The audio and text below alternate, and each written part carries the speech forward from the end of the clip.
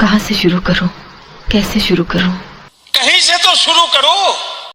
और मैंने ऊपर से शुरू किया तो नीचे तो फिर आप समझ लीजिए भमाभम होने वाला है।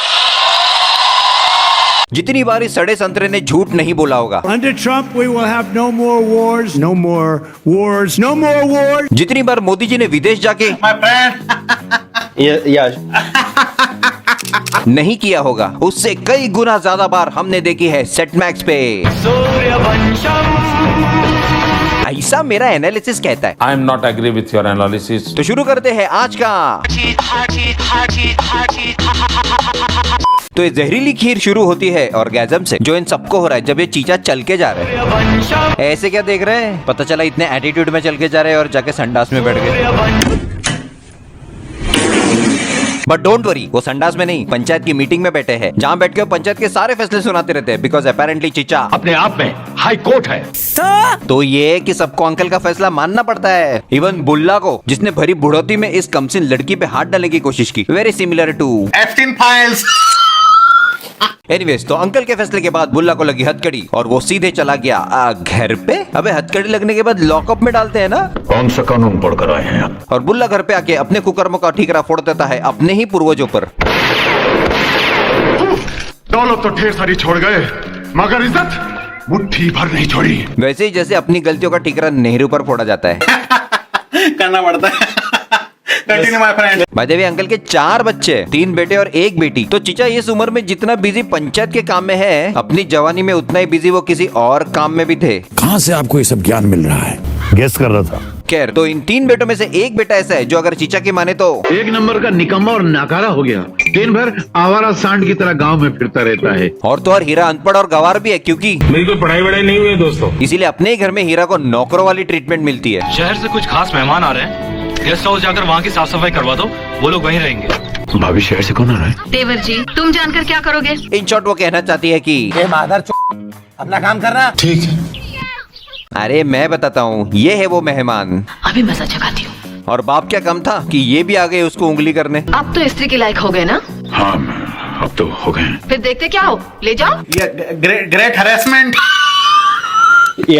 लेकिन राधा का थोड़ा सा हृदय परिवर्तन तब हुआ जब उसने बिना लाउडस्पीकर के पूरे मोहल्ले को जगा देने वाली आवाज में हीरा को गाते हुए सुना। तू दारू ले आना, मैं चखना ले लूंगा, साथ में बीड़ी का बंडल भी लूंगा। अगर खत्म हो जाएगी पीते पीते, तो अपने पैसे का बंडल भी लूंगा। तुम ठाकुर भानु प्रताप के बेटे हो ना? जी। बाकी बचा कुछ हृदय परिवर्तन तब हुआ जब इसे पता चला कि हीरा तो ठाकुर भानु प्रताप सिंह का बेटा है। ये तो लेटेस्ट न्यूज़ है। तो चल पड़ा दीदी का गोल्ड डिगर दिमाग कि भले ये अनपढ़ गवार है, खुद के ही घर में नौकरों जैसे रहता है, घर वाले कुत्ते जैसा ट्रीट करते हैं, लेकिन बूढ़े के जाने के बाद जायदाद का कुछ हिस्सा तो मिलेगा ना। ऐसा मेरा एनालिसिस कहता है। I am not agree with your analysis. लेकिन बकरे को काटने से पहले वो कितना तंदुरुस्त है ये पता करने के लिए वो जाती है बकलोल से मिलने। मेरा नाम धर्मेंद्र है। यहाँ राधा को पता चलता है कि हीरा इतना अनपढ़ है कि 100 में कितने जीरो लगते हैं ये भी उसे मालूम नहीं था। वो कभी 4 जीरो लगाता था और कभी 5 जीरो। बताओ, ऐसे आदमी को ये लोगों ने केबीसी में बिठा रखा है, जिसे इतना भी नहीं पता कि 100 में 3 जीरो लगते हैं। अबे खोचू। और यहाँ मिंत्रा से राधा को पता चलता है कि बकरे I mean हीरा का गौरी ऑलरेडी काट चुकी है। गौरी? गौरी कौन? हीरा का बचपन का प्यार। जाने मेरी जाने मन, बचपन का प्यार मेरा भूल नहीं जाना रे। जिसके साथ वो खेलता कूदता था, स्कूल जाता था और वहाँ जाके टीचर को पीट भी देता था, सब अपने बचपन के प्यार को खुश करने के लिए। इतनी सी उम्र के हिसाब से अपने बच्चे में कुछ ज्यादा ही ठरक है। ये सोचकर ठाकुर काका ने गौरी को पढ़ने के लिए शहर के हॉस्टल में भेज दिया। हीरा और गौरी अलग हो गए। हीरा हमेशा उदास रहता था, इतना उदास रहता था कि रेखा ही गायब हो गई। हमारा व्यक्तिगत मामला है। अरे मेरा मतलब है हाथों की रेखा गायब हो गई। और अब बचपन का प्यार गौरी बड़ी हो गई है और हीरा का भी बड़ा हो गया है। सिर्फ कद बड़ा हो गया है। हीरा तो गौरी के साथ शादी करने के लिए कब से भरा बैठा था, इसीलिए भानु प्रताप ने हीरा की शादी गौरी के साथ फिक्स कर दी। पंडित को बुलाकर मुहूर्त निकलवा दो। गौरी के माँ बाप उसके बचपन में गुजर गए थे। एक अनाथ के साथ अपने बेटे की शादी करवा कर भानु प्रताप बड़े पुण्य का काम कर रहे हैं। That's great initiative, I think. पर मैं कह रहा हूँ कि उसको पूछ लो ना एक बार। ये सब क्या हो रहा है? ये तुम्हारी शादी की तैयारी हो रही है। क्या? ये क्या बक रहे हो मादर? और ये खबर मिलते ही बचपन का प्यार गौरी करने चली गई और इत्तेफाक की माँ की आंख हीरा ही पहुंच जाता है उसे बचाने के लिए। लगता है निकल ली। Heera uncle you are culprit of dying that woman. अरे नहीं है जिंदा है। और इसके होश में आते ही हीरा को पता चलता है कि बचपन का प्यार तो उसके साथ शादी ही नहीं करना चाहती थी, क्योंकि क्या मेल है तुम्हारा मेरा? मैं पढ़ी लिखी, तुम अनपढ़ गवार। इतना एटीट्यूड ऐसे कौन सी यूनिवर्सिटी में पढ़ी है भाई? Galgotia my friend. वो सब तो ठीक है, लेकिन अब बाप को क्या बोलेगा? ये समस्या है रे, क्या बोलने का? बोलने का क्या है? बचपन से लेके उम्र 56 तक ये माहौल बना दिया था कि अच्छे दिन आने वाले हैं। और अब अच्छे दिन नहीं बोल दिया कि सॉरी ब्रो हम नहीं आने वाले, तो पापा को जाके बोल दिया कि मुझे ही नहीं चाहिए थे अच्छे दिन। हंसी मजाक में मैं कैसे बड़े बड़े मुद्दे उठा देता। और इसी के साथ बचपन का प्यार की शादी किसी और झंडू के साथ हो गई। लवड़े न भोजन। हीरा की दुख भरी दास्तान सुनकर राधा ने तो पक्का कर लिया कि मरेंगे तो इन्हीं के साथ, जिएंगे तो इन्हीं के साथ। ये देख के मैं भी अपनी दुख भरी दास्तान लड़कियों को बोला करता था, लेकिन घंटा कोई लड़की पटी, शायद हमारी तपस्या में ही कोई कमी रही होगी। तो लग गई राधा हीरा को पटाने के काम पे और शुरू कर दी निब्बियों वाली हरकतें। और तो और प्रपोज भी कर दिया। मुझसे शादी करेंगे?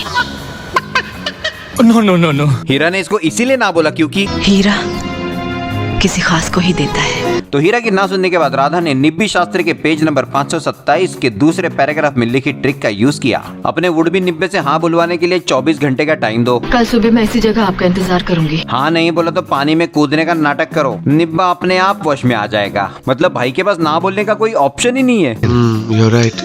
अब इतने सालों बाद कोई ये बोलने वाली आई है। लीजिए ना, लीजिए। उसी टाइम इसके माँ को उसकी शादी बुल्ला के बेटे के साथ करवानी है। ठाकुर साहब, मुझे ये रिश्ता मंजूर है। और एक तो कोड ऊपर से खुजली, हीरा के बाप ने भी उसे अल्टीमेटम दे दिया। शारदा इससे कहो कि राधा को भूल जाए। अगर ऐसा करता है तो हम इसे बेटे का दर्जा देंगे। अरे ये तो धर्म संकट हो गया भाई। एक तरफ है बाप की बापता और दूसरी तरफ है राधा जिसके प्यार ने तुझे आवाज दी। नहीं अभी आज दी का है, लेकिन जिस बाप की बापता के लिए हीरा सालों से इंतजार कर रहा था वो अब फाइनली उसे मिलने वाली है। उसके सामने जुम्मा 4 दिन पहले मिली लड़की को थोड़ी वो वाओ मेरा मतलब है भाव देगा, ऐसा मेरा एनालिसिस कहता है। I am not agree with your analysis. But because of this बूटी ही गेट क्रैश्ड विद स्कूटी, जिसके वजह से लड़की की माँ है रूठी। हीरा तुम ये बहुत गलत कर रहे हो। यहाँ से जंप मार के भी हड्डी कैसे नहीं टूटी? लानत है, मुंह से भी गंदा शेर बोला है। दोनों मंदिर जाके कर लेते हैं शादी और वहाँ से सीधा घर पे। लेकिन भाई का केएलपीडी करने के लिए चीचा दरवाजे पे ही खड़े हैं और चीचा के हाथ में बंदूक देख के थोड़ा देर के लिए वहाँ पे गोटी मुंह में था। वो तो एंड टाइम पे ये बीच में आ गई। Otherwise it would be bye bye.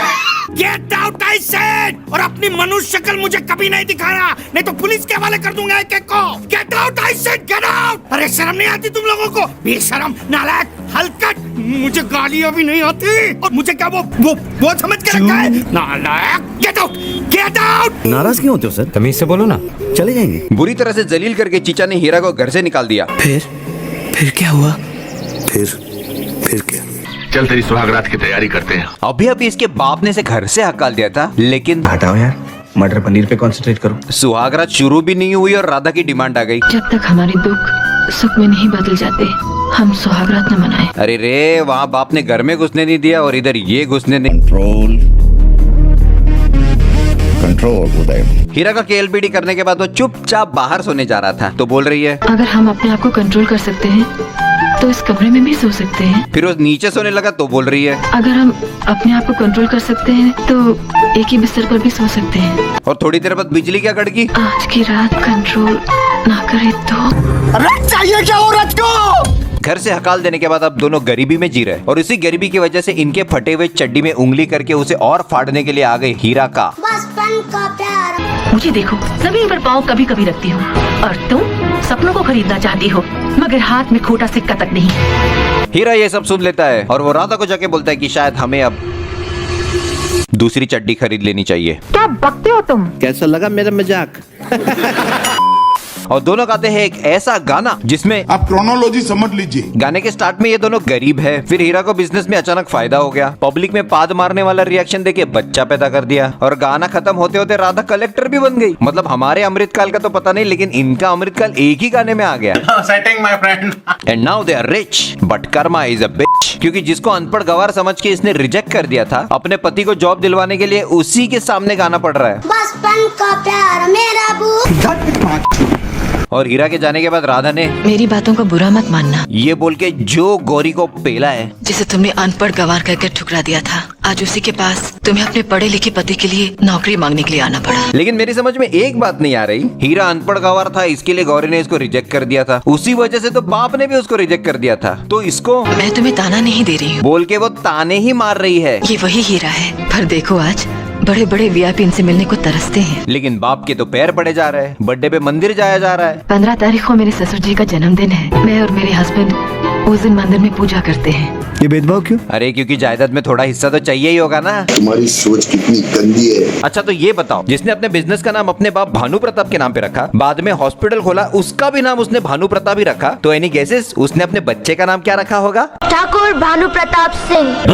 What is surprise? जिसके ऊपर भानु प्रताप गलती से इंग गिरा देता है। भानु प्रताप को सॉरी बोलता है और भानु प्रताप को इट्स ओके बोल के वहाँ से चला जाता है। भानु प्रताप को पता चलता है कि वो उसका पोता भानु प्रताप है, और जिसके बाद दोनों भानु प्रतापों की दोस्ती हो जाती है। यहाँ हीरा को पता चलता है कि भानु प्रताप इसके पीठ पीछे भानु प्रताप से मिल रहा है, तो वो भानु प्रताप को खीर दे देता है, और वो उसे कहता है कि वो खीर भानु प्रताप को जाके दे दे, क्योंकि भानु प्रताप तेरे मुंह में ज़बान है कि रेस का घोड़ा है, पट पट पट पट चलती रहती है।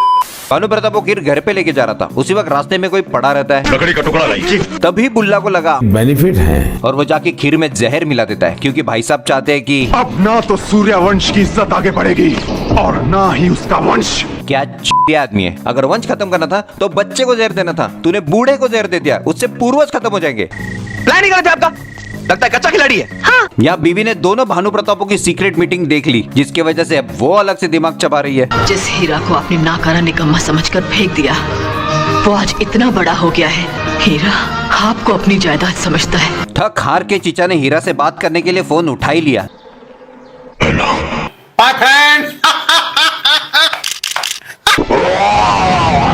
यहाँ चीचा हॉस्पिटल में एडमिट, और वहाँ बुल्ला अपने आईटी सेल के थ्रू ये खबर फैला देता है कि वो जहरीली खीर इस हीरा ने दी थी। अरे झूठ बोल रहा है, ये झूठ बोल रहा है। और लगे ये लोग हीरा को पीटने।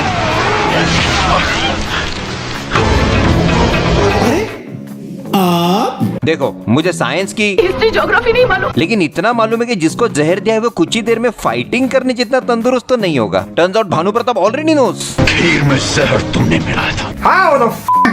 तुमने बताया नहीं। और उसके बाद बाप और बेटे ने मिलके बुल्ला को बहुत मारा, मतलब मार दी। And finally they lived happily ever after. तो भक्तों, इस सारी भसड़ से हमें क्या सस्ता ज्ञान मिलता है? कभी भी किसी को सिर्फ अनपढ़ गवार होने की वजह से रिजेक्ट मत कर दो, क्या पता कल वो तुम्हारा पीएम बन जाए। सस्ता ज्ञान साइनिंग ऑफ। अगर वीडियो पसंद आए तो उसे लाइक करना होता है। क्या आपने ऐसा किया? नहीं किया। लाइक के साथ साथ कमेंट भी करना होता है, जिससे वीडियो की रीच बढ़ती है। आपने ऐसा किया? नहीं किया। और उसके बाद चैनल को सब्सक्राइब भी करना होता है। आपने ऐसा किया? नहीं किया। क्योंकि तुम लोगों को तो सिर्फ वीडियो देखना है, सब्सक्राइब करके भाई को सपोर्ट नहीं करना। ऐसा मेरा एनालिसिस कहता है। I am not agree with your analysis. ये बस हो गया, चलो।